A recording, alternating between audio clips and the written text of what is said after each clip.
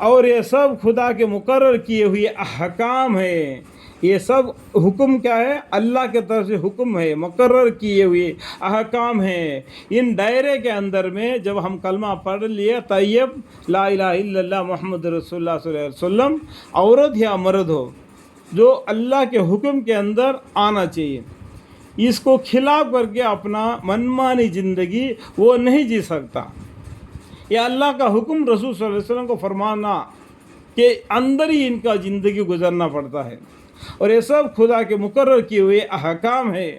اور جو شخص احکام خداوندی سے تجاوز کرے گا، یعنی احکام خدا اللہ کے حکم سے بڑھ کر آگے بڑھے گا، مثلا اس عورت کو گھر سے نکال دیا، یعنی اللہ کا حکم کو اس نے توڑ دیا، تو اس نے اپنے اوپر ظلم کیا. کیا بولتے ہیں اللہ تعالیٰ؟ اس عورت کو اگر گھر سے نکال دیا، اس نے اپنے اوپر ظلم کیا، اپنے اوپر خود، یعنی کل قیامت کے دن اس کا حساب ان کو دینا پڑے گا.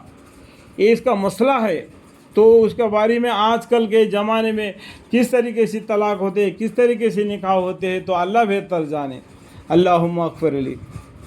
تجھ کو خبر نہیں، شاید اللہ تعالیٰ بعد اس کے طلاق دینے کی کوئی نئی بات میرے دل میں پیدا کر دے، یعنی تیرے دل میں پیدا کر دے. یعنی رجیہ طلاق دے دیا. رجیہ طلاق دینے کے بعد میں اس کو گھر سے نہیں نکال دینا.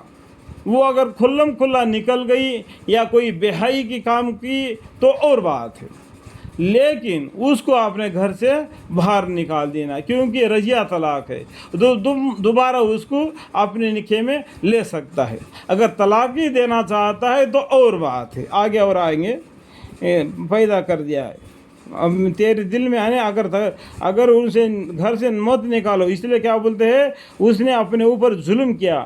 تجھ کو خبر نہیں، شاید اللہ تعالیٰ بعد اس طلاق دینے کے کوئی نئی بات تیرے دل میں پیدا کر دے. مثلا طلاق دینے پر ندامت ہو، مطلب طلاق دینے کے بعد میں دل میں تکلیف ہو گیا کہ میں نے اس عورت پر ظلم کیا، میں نے طلاق دیا اور اس کو گھر سے باہر نکال دیا.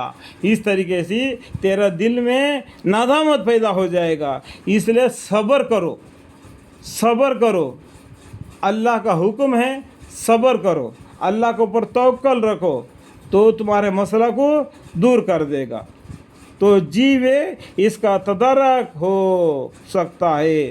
پھر اگر اس طریقے سے کرو گے آپ کا دل میں کچھ تکلیف سا ہو سکتا ہے. پھر جب مطلق عورتیں اپنی عدت گزرنے کے قریب پہنچ جاوے، عدت کا معنی اس کا حیض کیا 3 حیض یا کچھ آگے ہم پڑھیں گے. اگر اس کا بہترین معنی آپ کو چاہے تو بہشت جیور ہے، اس کو پڑھنے سے آپ کو معلوم پڑ جائے گا. اور بھی یعنی میں یہ نہیں کہہ رہا ہوں کہ قرآن کو چھوڑ کر بہشت زیور پڑھو، ایسا غلط نہیں سمجھنا.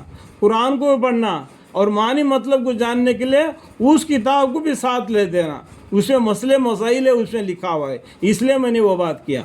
پھر جو مطلق عورتیں اپنی عدت گزرنے کے قریب پہنچ جاوے تو تم کو 2 اختیار ہے. یا تو ان کو قاعدے کے موافق نکاح میں رہنے دو، یا قاعدے کے موافق ان کو رہا دو.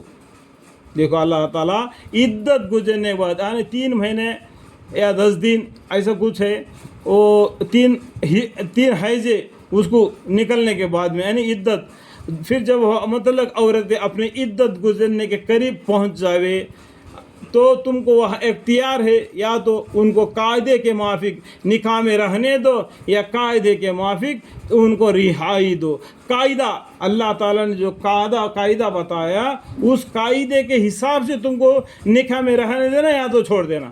ایسا نہیں کرنا کہ اگر اس نے اکیلا 100-200 روپے خرچہ کیا آنے اس کو طلاق دے دیا، اور سالے میں نماز یاد ڈالا دیا تو طلاق دے دیا.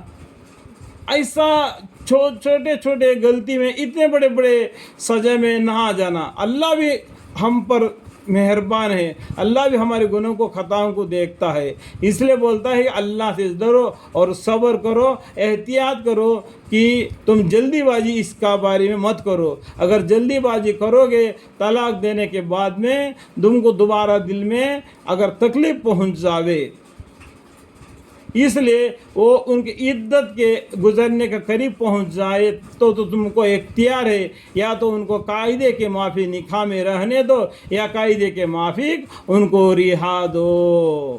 یہ اللہ کے حکم ہے، ان کو مانو.